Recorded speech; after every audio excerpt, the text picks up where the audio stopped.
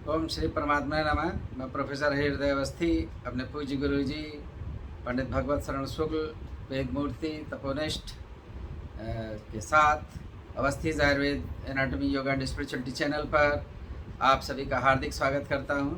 हम लोग गीता के 7वें अध्याय में हैं और 25वां श्लोक है और प्रश्न हो रहा है कि क्या कारण है कि अल्प बुद्धि व्यक्ति उस परमात्मा को नहीं जान पाते। तो इस प्रश्न के उत्तर के लिए हम गुरु जी की तरफ चलते हैं।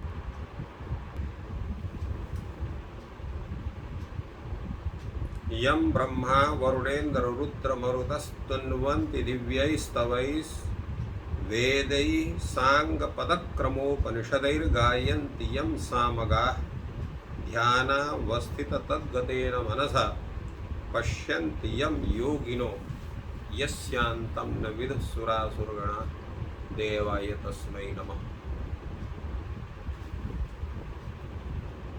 इस चैनल से संबद्ध सभी विद्वद्गण, सभी जिज्ञासु छात्र वृंद एवं सहृदय सज्जन गण और इस चैनल के संस्थापक तथा प्रबंधक आचार्य हृदय अवस्थी जी। आज अवस्थी जी का प्रश्न अत्यंत महत्वपूर्ण है, क्योंकि कल जिस पद्य में विचार हुआ था उसमें जो अल्प बुद्धि व्यक्ति है वो परमात्मा को देख करके भी उसका साक्षात्कार नहीं कर पाता, उसको समझ नहीं पाता कि ये परमात्मा ही है। उसको एक साधारण मनुष्य के रूप में उसको प्रतीति होती है, ये बताया गया। प्रश्न आज है कि जो इतना स्वयं ऐश्वर्य और अनेक प्रकार की विभूति से युक्त जो परमात्मा है, वो परमात्मा अल्प बुद्धि वालों को समझ में क्यों नहीं आता है? क्योंकि सूर्य को हम देखते हैं तो उसके प्रकाश से प्रभावित होते कहते हैं कि यह सूर्य ही सबको ऊर्जा देता है। जल के प्रभाव को हम स्वीकार करते हैं, पृथ्वी के प्रभाव को स्वीकार करते हैं, वायु के प्रभाव को स्वीकार करते हैं, सभी तत्वों के प्रभाव को स्वीकार करते हैं। और यहाँ तक समाज में भी जो कोई विशिष्ट व्यक्ति है, चाहे विशिष्ट हो, योद्धा हो, प्रशासक हो या कोई भी हो, उसके प्रभाव को हम तत्काल स्वीकार कर लेते हैं। परंतु उस परमात्म तत्व के स्वरूप को उनको देखते हुए हम क्यों नहीं समझ पाते? इसका मुख्य कारण क्या है? भगवान ने कहा है कि नाहं प्रकाश सर्वस्य योग माया समावृतः मूढ़ोऽयं नैव नाभिजानन्ति लोको मामजमव्ययम्। भगवान कहते हैं कि मैं सबके लिए प्रकाशित नहीं हो सकता। क्यों नहीं हो सकता है? क्योंकि योग माया में अपने स्वरूप को मैं ढक करके रखता हूं, तो इसलिए सबके सामने मेरा वह स्वरूप जो है स्पष्ट उनको प्रतीत नहीं होता है। यद्यपि मेरे स्वरूप में उस ऐश्वर्य का पूर्ण जो अनेक गुणगण से युक्तता है वो सब है, उसी प्रकार में मैं अव्यय के रूप में हूँ, अजन्मा हूँ, अविनाशी हूँ। किंतु इतने होने पर भी जो सामान्य व्यक्ति है वो मूढ़ भाव में होने के कारण मुझे नहीं जान पाता है। अब ये स्थिति यह है कि योग माया समावृतः में जो योग माया से वो ढके हुए हैं या उनके योग माया से वह मूढ़ व्यक्ति ढका हुआ है। जैसे आकाश में बादल होता है, सूर्य ढक जाते हैं, तो हम कहते हैं कि सूर्य भगवान बादल में छिप गए, ये हमारी युक्ति होती है। परंतु हम देखते हैं कि अब फोन करते हैं हम अपने दूसरे क्षेत्र में, जहाँ हमारा कोई मित्रादि संबंधी है, कि तुम्हारे यहाँ आज कैसा मौसम है, तो कहता बड़ी सुंदर धूप खिली हुई है और आपके यहाँ पूरा बादल है। तो अगर सूर्य बादल में छिप गया है तो उस स्थल विशेष में भी सूर्य को नहीं दिखना चाहिए, परंतु वहाँ पूर्ण रूप से जो है वो धूप खिली हुई है और आपके यहाँ बादल में सूर्य ढका हुआ है। तो बादल ने किसको ढका? आपके चक्षु प्रकाश को ढका कि सूर्य के प्रकाश को ढका? तो अगर सूर्य के प्रकाश को ढकता तो स्थल विशेष में भी सूर्य को दिखाई नहीं पड़ना चाहिए, क्योंकि पूर्ण रूप से आवृत किया रहता। तो इससे ज्ञात होता है कि जिस क्षेत्र में आप हैं उस क्षेत्र में जितनी आपकी दृष्टि जाती है उस दृष्टि और सूर्य के बीच में बादल है, इसलिए आप उसका साक्षात्कार नहीं कर सकते।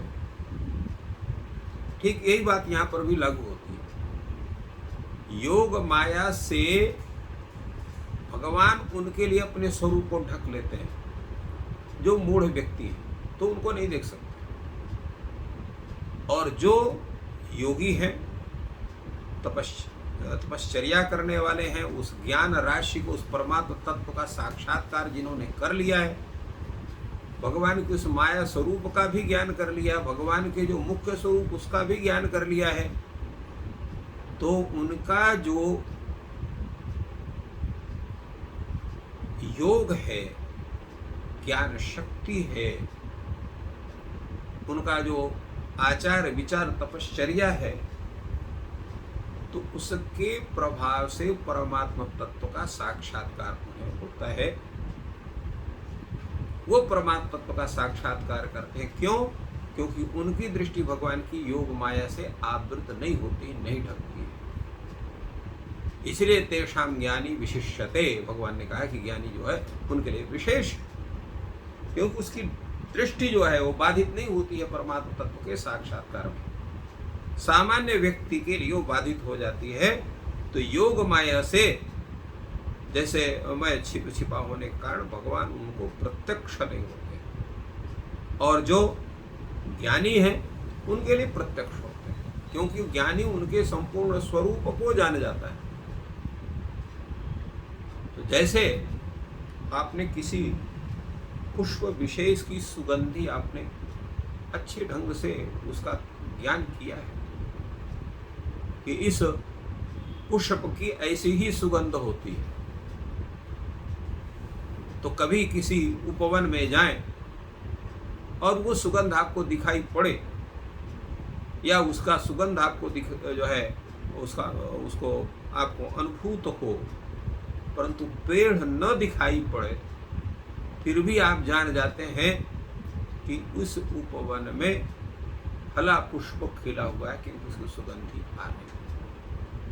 तो जो आत्म तत्व का साक्षात करने वाले जो श्रेष्ठ जन हैं, भगवान चाहे जिस जौन सा स्वरूप धारण करके अवतरित हो, चाहे वो शुकर रूप धारण करके उत्पन्न हो, चाहे कच्छप रूप धारण करके उत्पन्न हो, चाहे वो अन्य किसी भी रूप को धारण करके उत्पन्न हो, नृसिंह के रूप में उत्पन्न हो, परशुराम के रूप में उत्पन्न हो, वामन के रूप में उत्पन्न हो, भगवान के भक्त जो ज्ञानी है वो भगवान के स्वरूप को पहचान ही लेते हैं। और जो मूढ़ हैं वो राम के स्वरूप में भी उनको नहीं पहचानते हैं, कृष्ण के स्वरूप में भी नहीं पहचानते हैं, क्योंकि उनकी दृष्टि बाधित है योग माया से भगवान के, वो समावृत है, वो भगवान के स्वरूप का साक्षात्कार नहीं कर सकते हैं। इसलिए भगवान ने मूढ़ो यम ना भी जान, मूढ़ शब्द का प्रयोग किया। मूढ़ का अर्थ क्या होता है? मूढ़ किसको कहते हैं? आप लोग कहेंगे जो मूर्ख है उसको मूढ़ कहते हैं। मूढ़ वो है जिसको सत असत विचार सामर्थ्य का अभाव हो जाए। क्या सत वस्तु है, क्या असत वस्तु है, एतत् विचार सामर्थ्य राहित्य ही मूढ़ता है। वो जिसके अंदर नहीं है तो वो मूढ़ है। और एक बात और होती है मूढ़ के अंदर, रामायण में लिखा हुआ है, मूर्ख हृदय न चेत जो गुरु विलय विरंचि सम। ब्रह्मा भी अगर उनको समझाए नहीं समझ सकते। तो अज्ञानी और मूढ़ में यही भेद है। अज्ञानी क्या है कि वो जानने की इच्छा कर सकता है, परंतु जो मूढ़ है, मूर्ख है, वो जानने की इच्छा नहीं करेगा। अगर उसको आप बताइएगा तो और आपका वो अपमान भी कर सकता है। तो ये अच्छी बात बताएं तो अपमान भी कर सकता है। इसको बड़े सुंदर ढंग से नीति ग्रंथ में कहा गया है, उपदेशो ही मूर्खाणाम प्रकोपाय न शांतये पयः पानम भुजंगानाम केवलम विषवर्धनम। ये आप परीक्षण कर लीजिए। कोई व्यक्ति अनुचित कार्य में संलग्न है या गलत कार्य कर रहा है, अगर आप उसको टोक दें, उसको समझा में बुझा में उसको क्रोध आ जाए, तो जान लीजिए मूर्ख है, नहीं समझ सकता।